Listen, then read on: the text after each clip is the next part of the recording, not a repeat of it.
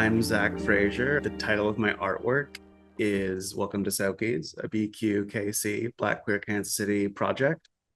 And it is a installation at 14th and Main where you can experience being at Soakie's, a formerly Black queer bar. Yeah, so about myself, I am a publisher, educator. I'm trained as a designer, but I've never really graphic designer, but I've never really been mega interested in practicing graphic design. So Black Queer Kansas City is a digital archive that is founded by Nasir Montalvo, and I help with art, design, installation, digitization of the archival pieces from our donors. The meaning behind the art that's installed at the streetcar stop is to remember what was in the district, but to also imagine what could be. What Convivencia means to me is, I believe on the application, we were like, we're kind of tired of boilerplate, general, blah, blah, like milk toast ideas of diversity, which is just like the melting pot fallacy where it's like we're all together and we're just vibing and everything's fine and has been. We're more, I guess, cynical of the idea of diversity, and we're more critical than cynical, I think, actually. So we're like, not just diversity, but diversity of what, right? But also it means acknowledging like the little differences between people. So when we look through the Black Queer Kansas City archive, like yes, the the um the collections, the donors from the collections that we collected, all Black queer people. But when you look through the content of what they contributed to the archive, what they gave for us to take care of, it's beautifully diverse. It's not just Black people, it's brown people, it's white people, it's everybody. So I think it's Convivencia for us is more, at least for me, is more about making sure that we remain critical of like what diversity we're talking about, and that it's not enough to just bring people in, that we need to like be celebrating and honoring and ensuring that everyone is safe in that diversity and at home in that diversity. How did I apply the meaning of convivencia to the piece? Yeah, so more like in the back to the meat and potatoes. In making the piece, it's actually an iteration of an earlier piece that we made for Black Queer Kansas City, which involved that earlier piece involved more people that were featured inside of the archive. But when we were redesigning the piece for a more public display at the streetcar, we decided to reel it back in and only feature the donors, so Gary Carrington, Starla Carr, and Tisha Taylor.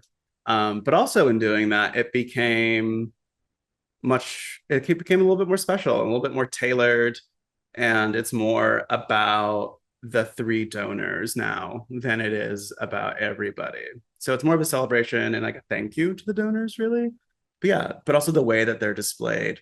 So like Tisha Taylor in the background, like being basically her and her hair appearing as like the sun over the hill, right? Like the rising sun or setting sun, depending on how you want to read it, right? We're in the past, we're in the future. It's a rising sun, it's a setting sun. But Tisha Taylor is the light and the sun, and then everyone else is depicted similarly. It's an assemblage of all of them. And I think that the archive is, but also the piece is. So I think the piece speaks really nicely to like the intent and what's so special about the archive. Why did we decide to apply for Art in the Loop? We decided to apply to Art in the Loop because we knew that the streetcar cut through really close to where Soakie's was. Soakie's the Black Queer Bar. That is the focus of volume 2 of Black Queer Kansas City. So we knew that there was a streetcar stop really close to where Soakie's was. So in our application, we were like, we would really love to be in Power and Light. We'll take anywhere. We ended up pretty close, I believe. So that is the main reason we decided to apply, is like we want to install this work as close to Soakie's former home as possible. But also being a part of the Art in the Loop series, it's big exposure for the archive, for donors, for Soakie's, the history of Soakie's, and then all those things together for the history and existence of Black people, Black queer people, Black people, queer people, Black queer people in Kansas City. So we did it for visibility, we did it for exposure, we did it to honor Soakies and our donors, and we did it to plant a little flag inside of Power and Light.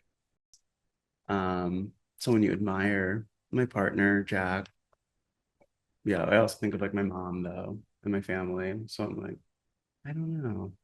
But thinking of someone I admire, I would say, yeah, my partner Jack, just supportive, wonderful, amazing. The dogs like him more. Um, the cat is starting to like him more. All the plants I have in my shop, where I'm at right now, all the plants I have in my shop are not dead because of him.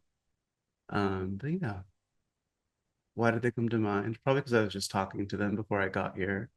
Um, but also admire and Jack. I mean, same thing. My favorite adjective with which to be described. Um, oh, we have evaluations at the university, annual evaluations, and I was told that I am a prolific artist and designer. Yeah. So I think prolific is the best word that I've been described as. Um, Favorite adjective. I mean, loving. I would like to be known as loving, prolifically loving. Does that make me benevolent? And if I'm benevolent, does that make me overly benevolent? Oh, girl, I don't know.